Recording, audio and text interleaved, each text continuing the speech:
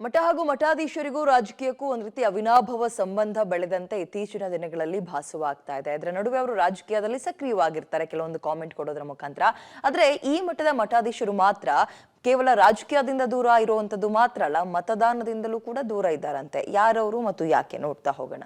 ಇಂದಿನ ದಿನಗಳಲ್ಲಿ ಮಠದ ಭಕ್ತರನ್ನೇ ಬಂಡವಾಳ ಮಾಡಿಕೊಂಡು ರಾಜಕಾರಣಕ್ಕೆ ಹಲವು ಮಠಾಧೀಶರು ಬರ್ತಾ ಇದ್ದಾರೆ. ಆದರೆ ತದ್ವಿರುದ್ಧವಾಗಿ ಕಲಬುರಗಿಯಲ್ಲಿ ಓರ್ವ ಸ್ವಾಮೀಜಿ ತಮ್ಮದೇ ಆದ ಕಾಯಕವನ್ನು ಮಾಡುವ ಮೂಲಕ ಇಡೀ ಸಮಾಜಕ್ಕೆ ಮಾದರಿಯಾಗಿದ್ದಾರೆ. ಯಾರು ಆ ಸ್ವಾಮೀಜಿ ಅಂತೀರಾ? ಬನ್ನಿ ನೋಡೋಣ.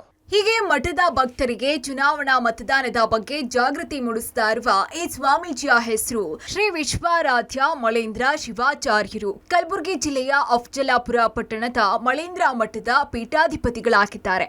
ಇನ್ನು ಈ ಮಠಕ್ಕೆ ಎಲ್ಲಾ ಪಕ್ಷದ ರಾಜಕೀಯ ಮುಖಂಡರು ಭಕ್ತರಾಗಿದ್ದು ಎಲ್ಲರೂ ಸಹ ಶ್ರೀಗಳ ಆಶೀರ್ವಾದ ಪಡೆಯೋದಕ್ಕೆ ಮಠಕ್ಕೆ ಬರ್ತಾರೆ.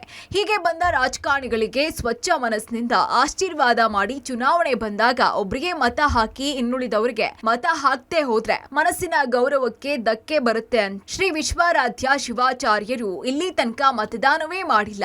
ದೇವರು ಕೂಡ ಮತದಾನ ಮಾಡ್ರಿ ಅಂತ ನಾವು ಹೇಳ್ತಾ ಇರ್ತೀವಿ.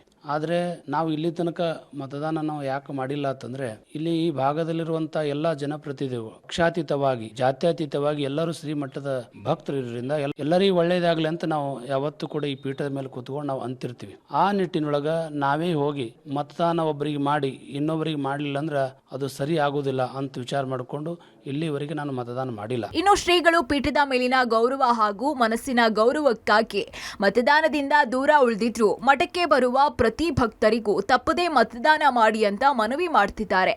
ಈ ಹಿಂದೆ ದುಶ್ಚಟಗಳಿಂದ ಜನರನ್ನ ದೂರ ಉಳಿಸಲು ವ್ಯಸನ ಮುಕ್ತ ಗ್ರಾಮಗಳಿಗಾಗಿ 1 ತಿಂಗಳುಗಳ ಕಾಲ ಮಠ ತೊರೆದು ಅಫಜಲಾಪುರ ತಾಲೂಕಿನ ಗ್ರಾಮಗಳಲ್ಲಿ ಪಾದಯಾತ್ರೆ ಮಾಡಿ ಗ್ರಾಮದ ದೇವಸ್ಥಾನದಲ್ಲಿಯೇ ವಾಸ್ತವ್ಯ ಮಾಡಿದ್ರು. ಇನ್ನು ಶ್ರೀಗಳ ಈ ಸಮಾಜಮುಖಿ ಕಾರ್ಯಗಳಿಂದಾನೇ ಮಠಕ್ಕೆ ಎಲ್ಲಾ ಪಕ್ಷದ ಭಕ್ತರು ಅಷ್ಟೇ ಅಲ್ಲ, ಇಲ್ಲಿ ಎಲ್ಲಾ ಧರ್ಮದ ಜನರು ಸಹ ಭಕ್ತರಾಗಿದ್ದಾರೆ. ಇಂದಿನ ದಿನಗಳಲ್ಲಿ ಮಠದ ಭಕ್ತರನ್ನೇ ಬಂಡವಾಳ ಮಾಡಿಕೊಳ್ಳೋದಿಕ್ಕೆ ರಾಜ್ಯದ ಕೆಲ ಮಠಾಧೀಶರು ಮುಂದಾಗಿದ್ದಾರೆ. ಅಂತಹ ಸ್ವಾಮೀಜಿಗಳಿಗೆ ಕಲಬುರಗಿಯ ಮಳೇಂದ್ರ ಸ್ವಾಮೀಜಿಗಳೇ ಮಾದರಿಯಾಗಿದ್ದಾರೆ.